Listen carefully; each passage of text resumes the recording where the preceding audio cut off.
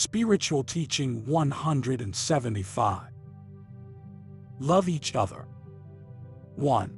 I come to reveal all the gifts that you possess. You have had them since I first created you, even though you were unaware of those gifts.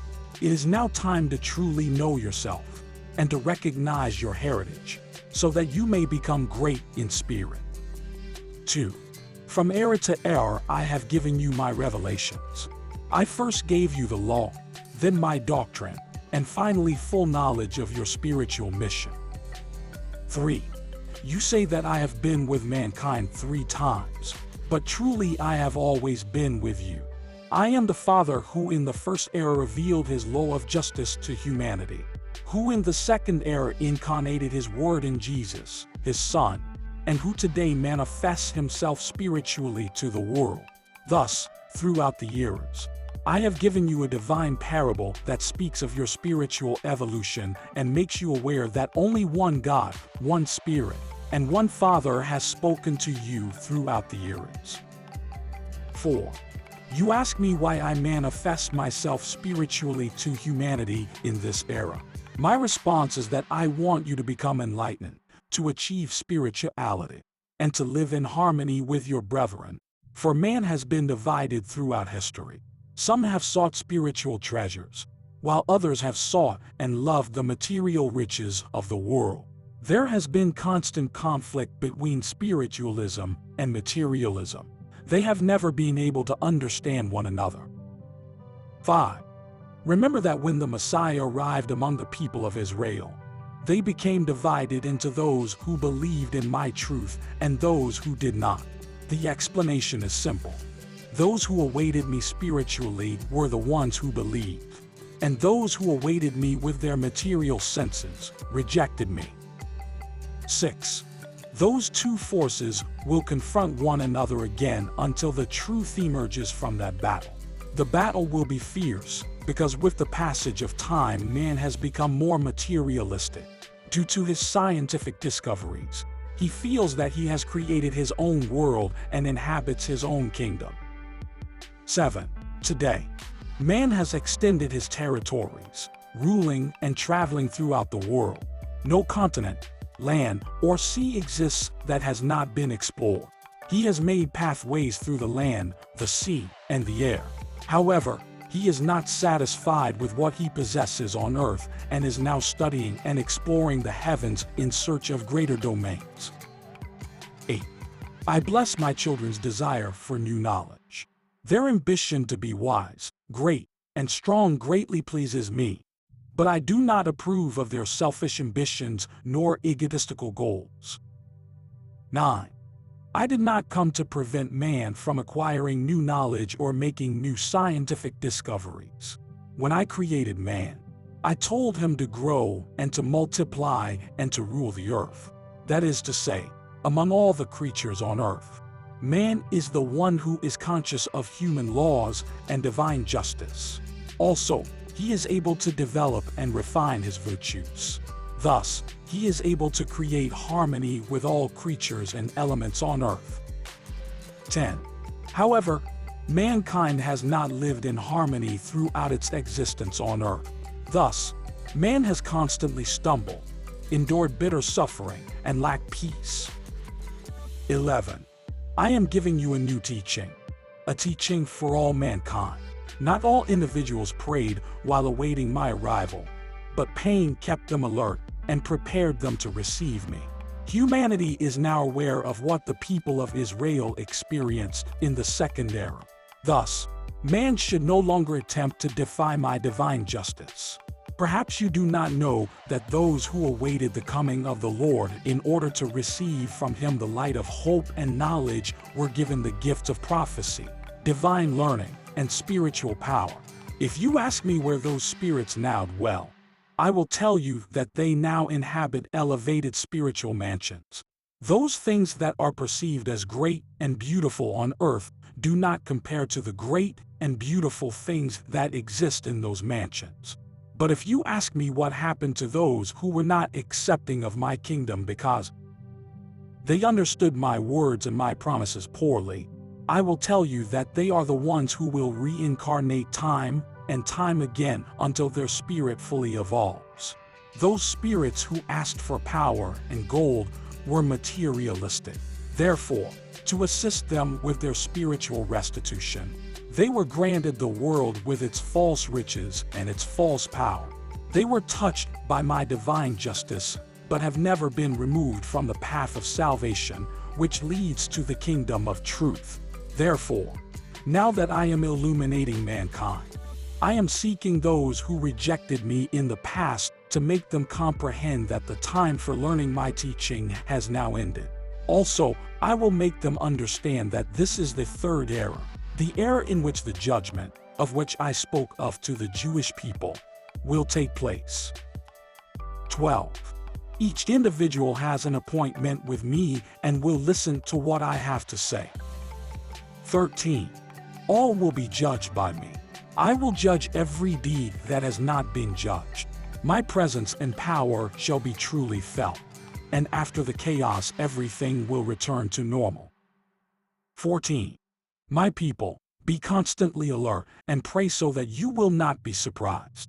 Truly I say, that if you are alert and pray for your brethren, there will be an invisible cloak which will protect you, for you will have loved your brethren and will have felt their suffering.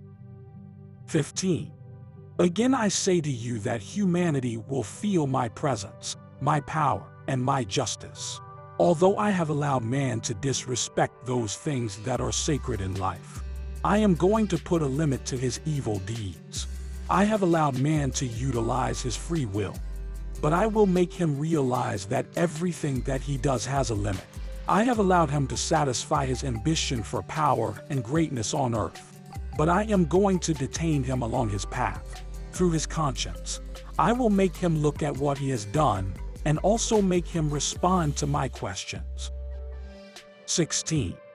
I have permitted suffering, destruction, and death to exist on earth so that by tasting those better fruits man will become aware of the kind of tree he has planted. But I will take away his suffering and allow his spirit to rest and to meditate. And the time will come when his spirit will sing a hymn of love to his Creator. It has been said and written that the day will come when men will love one another and will adorn their spirit with the whiter robe of elevation. 17. All will be saved, all will be forgiven, and all will be comforted. What then will happen to death, eternal condemnation, and everlasting hell? 18. I did not create a hell nor death, for when my spirit conceived the idea of creation, I felt love and only life sprouted from my spirit. If death and hell do exist, they would have had to have been created by humans, although you know that nothing human is eternal. 19. Truly I tell you that not only does the spirit of those who listen to this manifestation tremble, but also those beings in the spiritual valley who are in need of divine enlightenment. 20. Although they are unable to listen to the words spoken by the human spokesman, they receive the essence and inspiration of my messages. My voice is heard throughout the universe, thus it reaches every planet and mansion where my children dwell. 21. I send a ray of my divine light to every world. It reaches you in the form of human words, whereas other mansions receive it through inspiration. 22. My divine enlightenment will unite all spirits, thus forming a ladder that will guide them toward my spiritual kingdom. This kingdom was promised to all of my children. 23. Imagine the joy of all those beings who were related to you on earth, but who now dwell in the spiritual valley, when they know that the voice of the Father that they listen to is also heard on earth. Those beings have not left you, nor have they forgotten you. They have not stopped praying for those on earth. They continually send you their love and blessings. 24. Those beings in the spiritual valley were at one time your parents, children, brothers, sisters, spouses, and friends on earth. But now they are simply your spiritual brethren, and their love for you is the same, if not greater, as well as their ability to help and protect you. 25. My people, Pray for those beings and continue to love them and to remember them. Your prayers will offer them comfort and will help them in their struggle. Do not think of them as being disturbed or living in darkness, for it would be the same as if you were judging them and sentencing them. If humans on earth tend to judge their brethren unfairly and imperfectly, how could they treat a spirit with justice? 26. Once again I tell you to help them only with your prayers and with your good deeds on earth. 27. It is not necessary for those beings to present themselves in some material form in your life, either by manifesting themselves through a human being or in some other manner. If you expect them to do this, you would be denying the spirituality that I have taught you. Also, you should not designate a specific day of the year to remember them and to summon them. Keep in mind that the spiritual valley does not follow material time, and thus every moment is appropriate for communicating with your spiritual brethren through prayer. 28. Many of those beings who you thought were confused are actually the ones who have struggled to help you to discover this path of light, which they were unable to find when they were on earth. Do not cry or mourn for those beings who have departed, for they are not dead. They have only departed a few moments ahead of you. It was my will for them to depart so that they could prepare the path for you. 29. My people, is it necessary for me to tell you that you have no reason to visit cemeteries, and that the tears that you shed over a grave are tears of ignorance, materialism, and fanaticism? 30. That spirit for which you mourn, it lives. It is not dead. You believe that you will never see it again, but it is lovingly awaiting you to offer testimony of truth and life. Also, you believe that it is far away, insensitive, and unaware of your struggles and suffering. However, you fail to realize that even though it dwells in the spiritual valley, it is helping to remove many obstacles and difficulties from your path. 31. Your ignorance causes you to be ungrateful and cruel with yourself and with others. But I ask you, who can call himself ignorant after having listened to my teachings? 32. My word is a ray of light that will illuminate everyone and unite them within my love. If, after listening to my word, you believe and practice it, you will unite with all those who love me, who believe in me, and who glorify me. 33. I have informed you in my teachings that life on earth is a painful journey for the spirit. When one's life ends on earth, his spirit will experience Calvary. Thus, while on earth you need to imitate me and to practice my examples. 34. Happy are the spirits who know how to reach the top of the mountain with faith and with virtue, because in the instant they depart from their material body, they will feel the embrace of the Father as a reward for their courage and love. They are the ones that will penetrate eternity without stumbling. 35. My teachings in this period will help humanity to understand the meaning of my law and doctrine. Man will experience happiness and spiritual peace on earth if he fulfills my law. However, the spirit will experience the perfect joy only after it returns to its true home. How many opportunities you have to be kind and to be helpful to your brethren. Every home is an appropriate field in which to sow my seed. In each city and in each village are those who thirst for my charity and my love.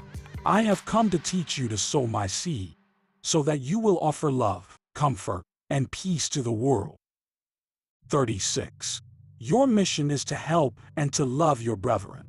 You can fulfill that mission through your prayers, words, and deeds. 37. I have taught you the perfect prayer, which is the true language of the Spirit. Prayer allows man to communicate directly with me. 38. I have given you the gift of speech to express the enlightenment that exists in your spirit and the love found in your heart. 39. My people, do not tell me that I am requesting too much, for I am aware of what you can do. Presently, you feel that you are weak, incompetent, and unworthy because you have carefully examined yourself and have discovered many weaknesses that do not allow you to feel the pain of others. However, first I will heal you and allow you to feel my spiritual peace. Then, I will strengthen your heart and cleanse your path. Thus you will no longer feel weak, nor have doubts, nor feel incapable. 40. I have allowed you to listen to my word so that you will become strong when I send you to different places in fulfillment of your mission. Once your spirit becomes nourished with my teachings, it will arise to fulfill its mission through inspiration. 41. Pray, my people, and as you pray, I will send my peace to the nations of the earth, blessing your homes and illuminating your paths. 42. I will give you proof that what I promised you is true. That proof will be something that you have yearned and hoped for a long time. Truly I tell you that I will offer proof of my love to each individual. There will be some who will be prepared to feel that love, whereas others will be unable to feel it due to their lack of spiritual preparation. When I offer you that evidence of love, you will remember my promise and your faith will be strengthened. 43. Do not despair nor shed any tears. Learn to wait for that moment by praying, remaining alert, and practicing my teaching. 44. Have you not noticed that when you pray, you quickly forget your own suffering and truly feel my peace? Practice my doctrine and make a true effort to communicate with me through prayer, and you will observe that my peace and my light will triumph over your ordeals and difficulties. 45. Be aware that your suffering is not in vain. Your mission is to become spiritually and physically prepared in order to sow my divine seed. 46. One who comforts and helps the weak become strong needs to become enlightened through his own experiences and strengthened through his own struggles and ordeals. He should not become frightened of the suffering and the misfortune of a fellow human being. If your fellow man asks for help and comfort, do not ignore him, help them. 47. Among those who live in darkness, sin, and vice, you will observe that many will arise seeking enlightenment, regeneration, and spirituality. But in order for this inspiration to come to them, you must first touch their hearts with deeds of love that will offer true evidence of brotherhood. Your deeds of love will be like rays of light that will illuminate the darkness in which those beings live. 48. Thus, be aware that the many forms of suffering that you have endured have helped to prepare your spirit for the delicate mission that it will need to fulfill. 49. The teachings that I have revealed in this era represent the New Testament. It will become united with those of the past, forming only one revelation. 50. I will illuminate those who have the mission of uniting all three testaments into only one book. 51. My spiritual servants will guide those whom I have selected for that mission so that there will be no stains in that book. 52. The disagreements and lack of harmony that have existed among those who have witnessed my new manifestation will disappear once they carefully analyze that book and truly comprehend the essence of its teachings. 53. Presently, you are unaware of how your lack of unity will affect you, but truly I tell you that tomorrow it will cause you to weep. How many times have I asked you to be in harmony spiritually, uniting your beliefs and practices? But you have not listened to my divine advice. 54. I have inspired you to form a new nation, giving it the name of the New Israel, and I have assigned you several missions to fulfill. Just as I assisted the people of Israel in the first era when they journeyed across the desert in pursuit of the promised land, I will also assist you in this era. However, as yet you have not made an effort to comprehend my mandates, nor have you wished to observe the example of unity that was given by the people of Israel as recorded in the first era. It is an unforgettable example, because it was their harmony and unity that enabled them to overcome the ordeals that they encountered along their path. 55. A new promised land awaits you. although it is still very distant. You are now journeying through the vastness of the desert and are no longer slaves of the Pharaoh. Although you have received my law, you are still practicing idolatry. You are still worshiping the golden calf without realizing it. 56. In order to awaken from your deep sleep, you will need to endure obstacles, ordeals, and persecution.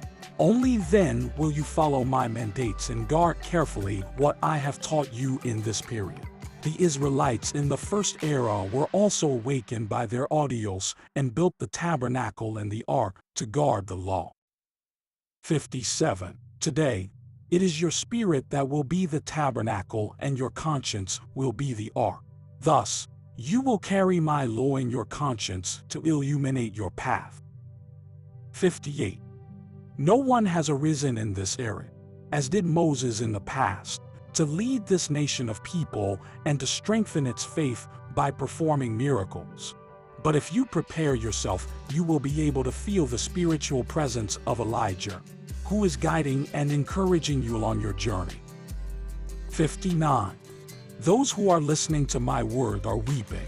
Only I know why they are weeping, and only I am aware of the obstacles and difficulties that they have endured along their journey, causing them to be detained. 60. Persevere, my people. Do not lose faith, and you will triumph over all obstacles.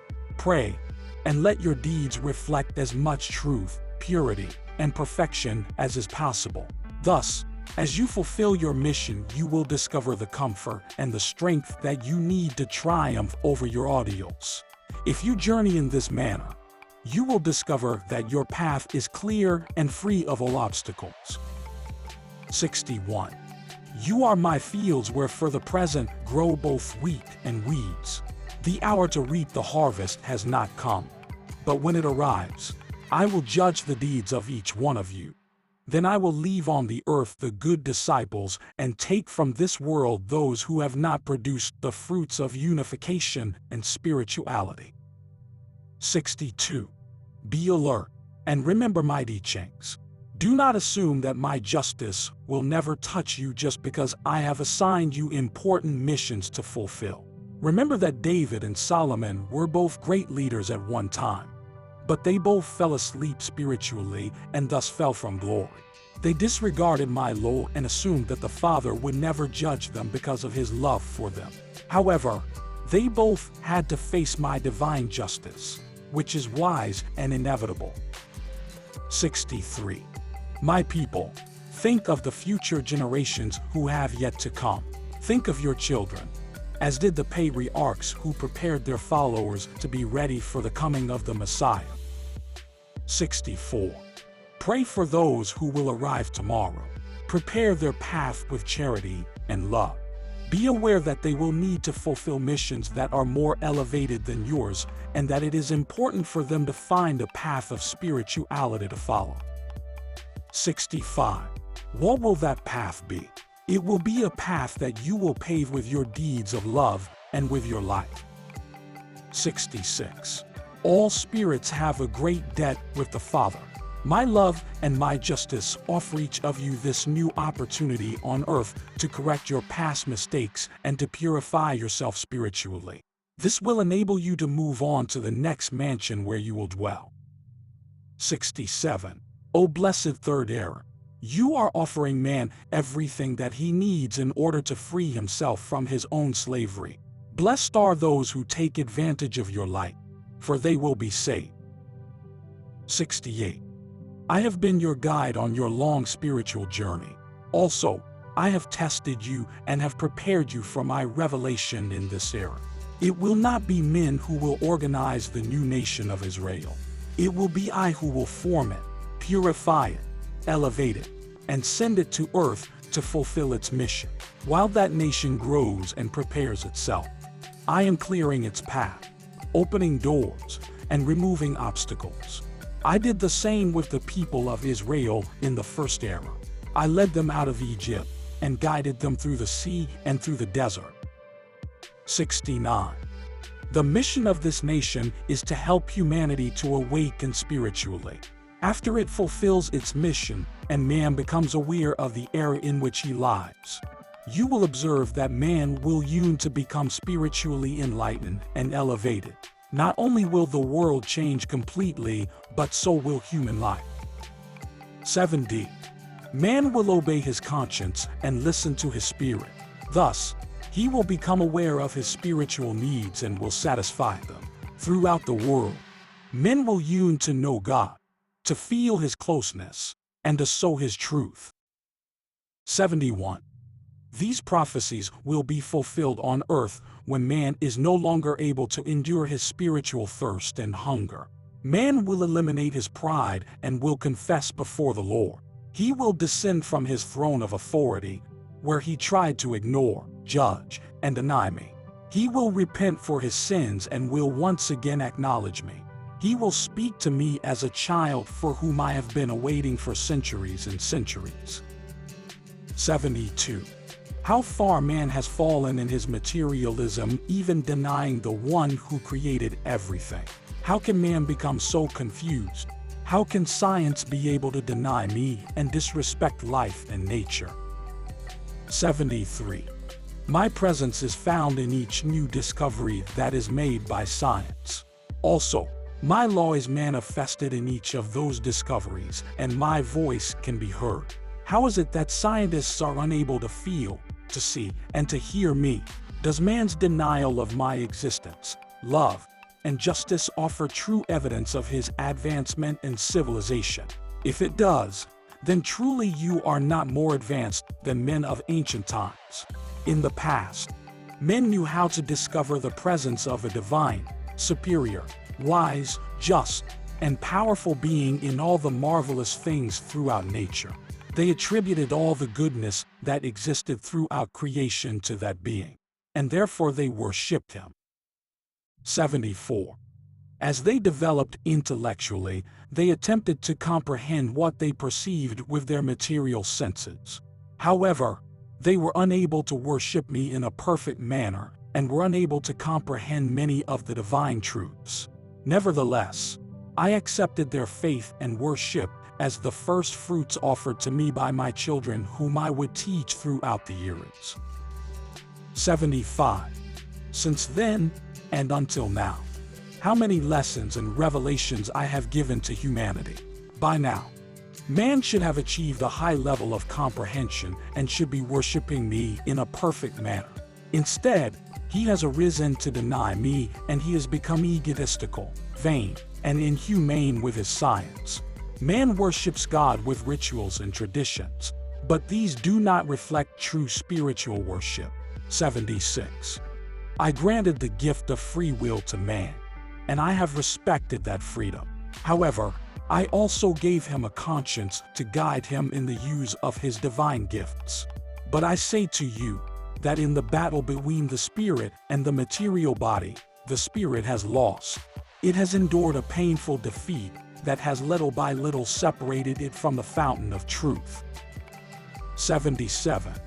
But that defeat is only temporary, because the spirit will arise from the bottom of the abyss because it can no longer endure its hunger, thirst, nakedness, and spiritual darkness. Pain will be its salvation.